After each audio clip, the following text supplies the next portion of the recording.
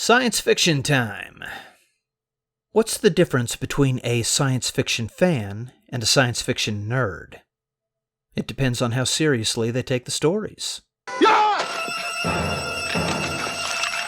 Fleshy-headed mutant, are you friendly? No way, eh? Radiation has made me an enemy of civilization. I certainly qualify as a sci-fi nerd when it comes to stories and movies that I love, like Star Wars. This video is not going to be a lot of fun for anyone who is not a Star Wars fan. It's not the first Star Wars video I've ever made.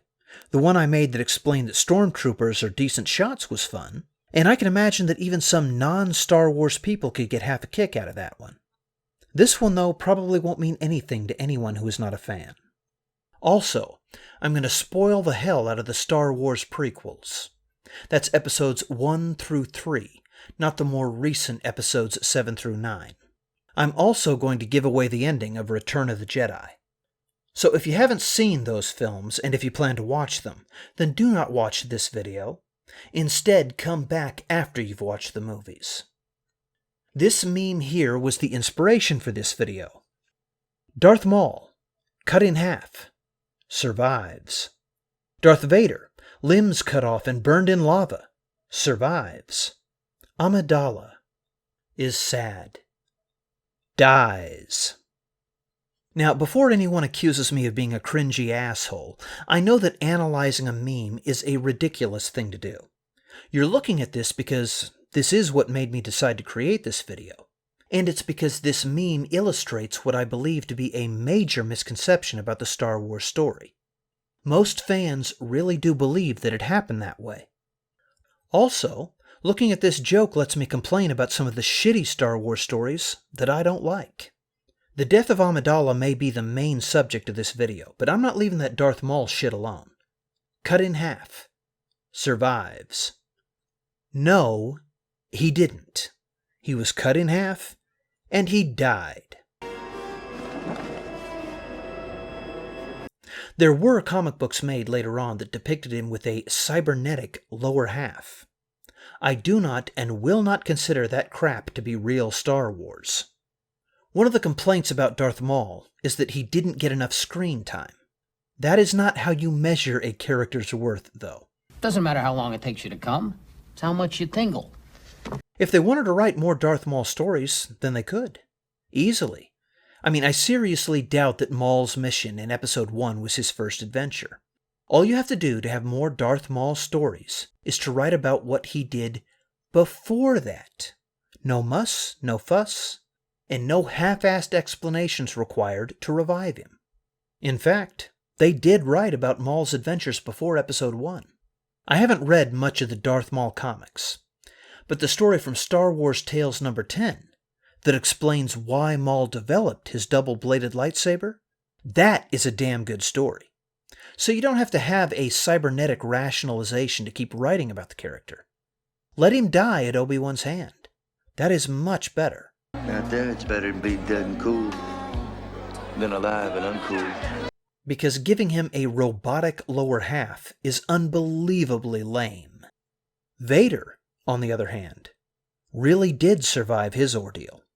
I don't need to say anything about that. Amidala, though, the depiction of her death left a lot of fans with questions. Medically, she's completely healthy. For reasons we can't explain, we are losing her. She's dying. We don't know why. She has lost the will to live. She lost the will to live. Really? That's a sad story, excuse me. Of course, it's not just that alone. Childbirth is traumatic, and people in the real world do die of shock, and usually after some short length of time, as Amidala did. So I suppose it makes sense. I never thought that was what killed her, though. There is at least one alternate theory of Amidala's death. I discovered it while doing the reading necessary to make this video. There are some fans who believe that she was killed by Emperor Palpatine. From this perspective, Palpatine realized that Amidala could be an influence in Anakin's life that might pull him away from the dark side. So, Palpatine killed her. That much actually makes a lot of sense, but how would he do it? and make it seem as though he was not responsible. According to the theory, Palpatine drained her life force, using it to either enhance his own power or save Anakin from his death. I don't believe this theory, for two reasons. One is that I don't believe that Palpatine has this power. He is not some kind of vampire that can feed off the life force of other beings. Emperor Palpatine is wicked and powerful, but that doesn't mean that he has to have every evil power you can think of. The Jedi and the Sith are cool concepts and cool characters, not only because of their powers, but also because of their limitations. In fact, their limitations are essential to the story. Your sad devotion to that ancient religion has not helped you conjure up the stolen data tapes, or given you clairvoyance enough to find the rebels' hidden fort. But the main reason that I don't believe Palpatine killed Amidala is that the children survive. It's hard for me to accept that Palpatine, who knew that the woman was pregnant, would go out of his way to kill her using metaphysical means, but allow the children to live. The Emperor knew, as I did, if Anakin were to have any offspring, they would be a threat to him. He could destroy us. The son of Skywalker must not become a Jedi. So we sent you to the one place in the galaxy we knew Vader would never look. By the way, Vader, how's that brother-in-law of yours doing? Fine, I guess. We don't really talk. The only reason that hiding Luke with his family on Tatooine would work is that Vader and Palpatine both believe the children to be dead. It's not just that Vader wouldn't look there. It's that neither Vader nor the Emperor are looking for the twins at all. I think that the actual cause of Amidala's death is simpler than the official explanation or the fan theory. A hard childbirth might have contributed to the woman's death. It is even pretty conceivable that the trauma of her lost love contributed to it. That's a contribution, though, not the cause. What killed Amidala? This is what killed her. You brought him here to kill me! No! Let her go, Anakin! Anakin. Let her go!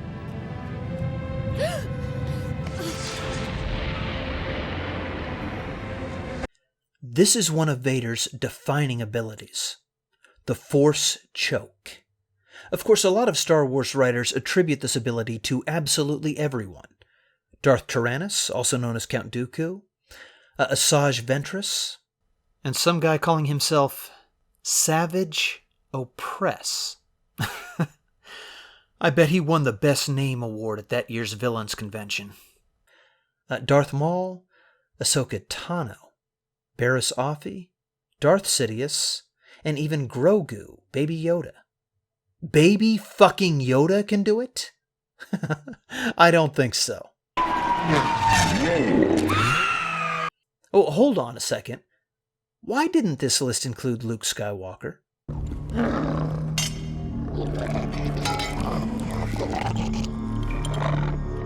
Fuck off, pigs. It doesn't bother me that other Force users can do this, which is why it doesn't bother me that Count Dooku can use the power. And when Luke uses it, it helps demonstrate the presence of the dark side in his abilities. It shows his inner conflict. But when the Force Choke becomes a commonplace ability, then it dilutes the dramatic effect when Vader himself employs that power. If every Sith and Jedi can do just about everything that every other Sith and Jedi can do, then all that separates them is some vague power level. Because Vader is level 50 and the average Jedi is only level 35, then Vader is better. How boring would that be? It is not necessary or advisable for every character to be able to use this power. It even makes sense that the Emperor himself might not be able to do it. Force users are kind of like baseball players. The basic skills of the game have to be readily available to all, but an extraordinary infielder won't necessarily be the greatest batter. A great pitcher won't necessarily be capable of stealing a lot of bases. Even within a particular aspect of the game, skills will vary. When it comes to batting, a player who is a great power hitter might not be too great at hitting a breaking ball.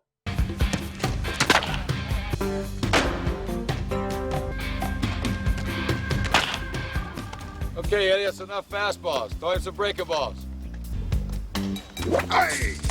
Oh. Real-world skills exist that way. That's why it makes it interesting that the Jedi will have different areas of expertise, and that different Sith and Jedi will have different powers. A lot of Star Wars writers do treat it this way, and I salute them. They make better stories.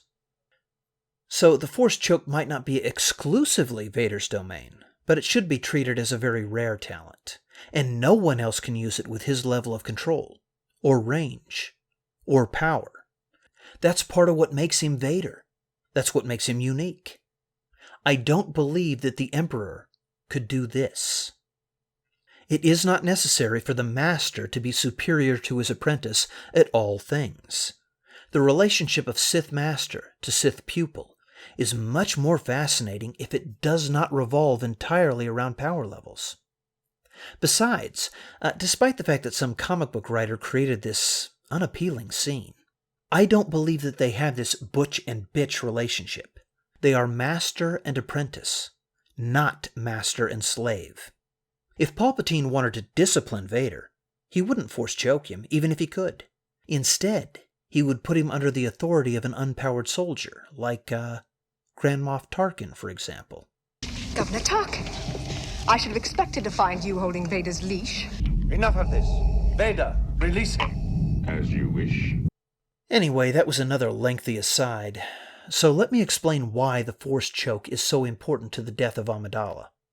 I discovered the depressingly extensive list of Force chokers while trying to find the official description of what the Force choke does.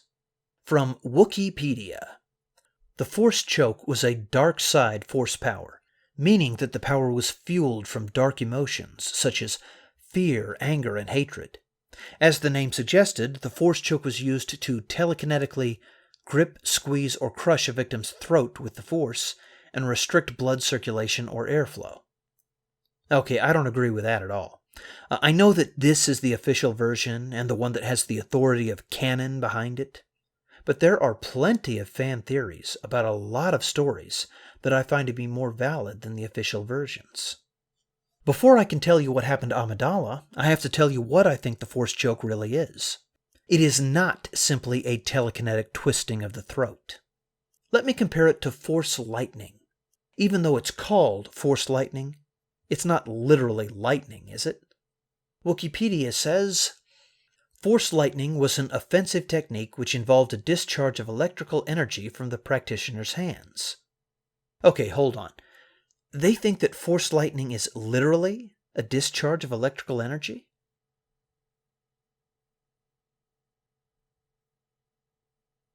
Let me try StarWars.com.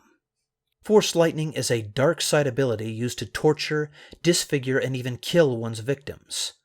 Blue in color, Sith shoot Force lightning from their hands by calling on their hatred and aggressive feelings. Okay, so that doesn't define it, but at least they aren't getting it wrong. And the Evil Wiki went on at length on the subject. Due to the fact that Force lightning was, at its core, simply electricity generated by the dark side, it could be grounded with any material that was resistant to electrical currents. When I read that, I began to remember that Star Wars may be the story that is least understood by its own fandom. I knew it. I'm surrounded by assholes. The Force can grant the power of extrasensory perception, the power to communicate telepathically, the ability to see the future, to speak to the dead, to influence others' thoughts, and to conjure electricity? That last one seems just a little off-suit. Okay, so here's the way that I see Force lightning, and this is pretty much how I've thought about it since I was a kid. Force lightning is not literally lightning or electricity at all. Instead, it is a mystical power, just like any other application of the Force. When a Sith or Jedi move objects around, they aren't using bursts of air. They are not applying anti-gravity.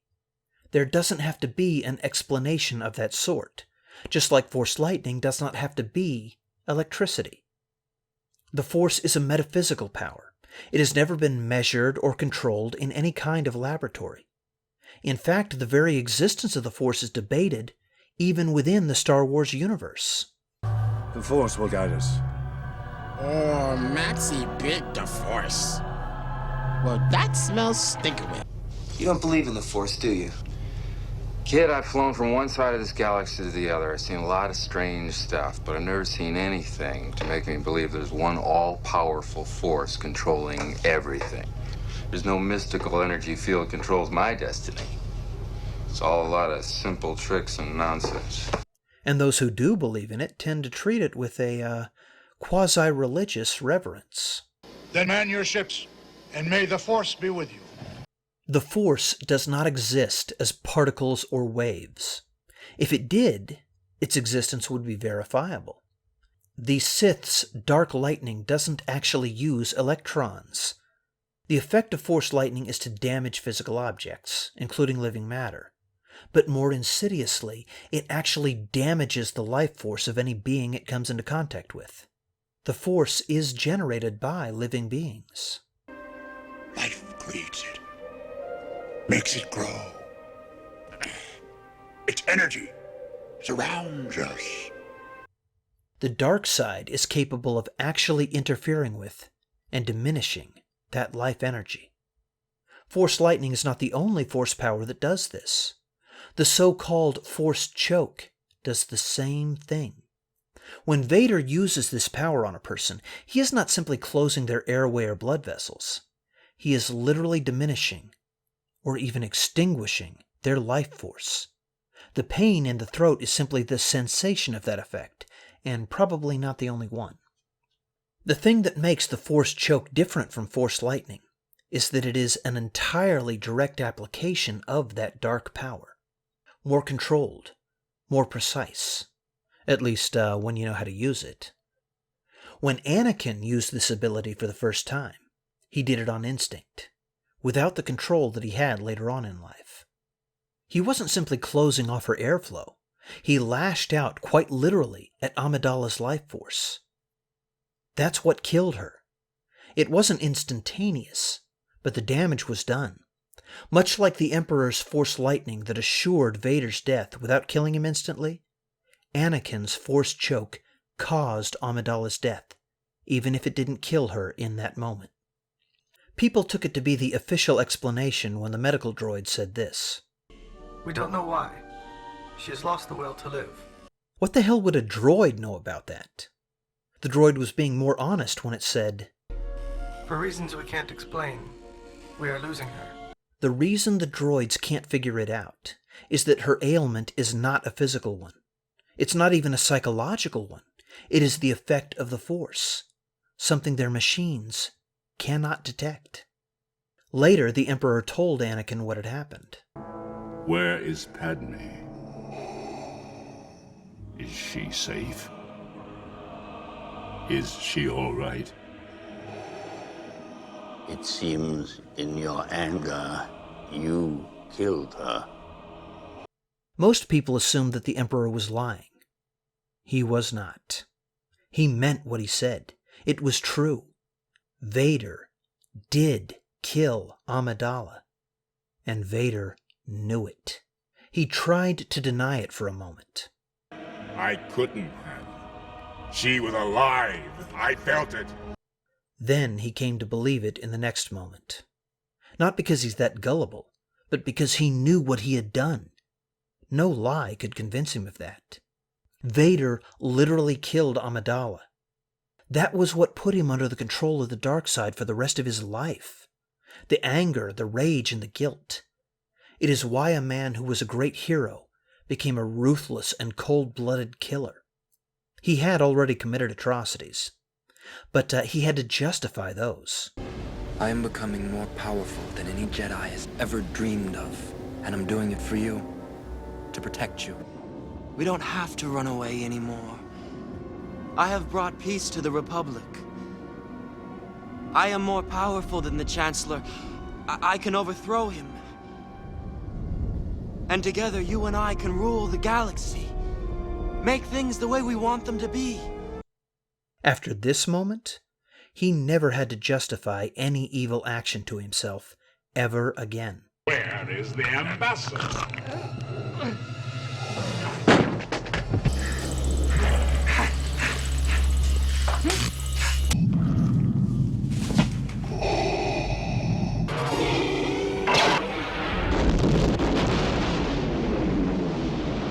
He never stopped mourning the death of a wife that he himself killed. Vader hates his own power for what it had done, but he cannot separate himself from that power, and that is why he is a slave to it.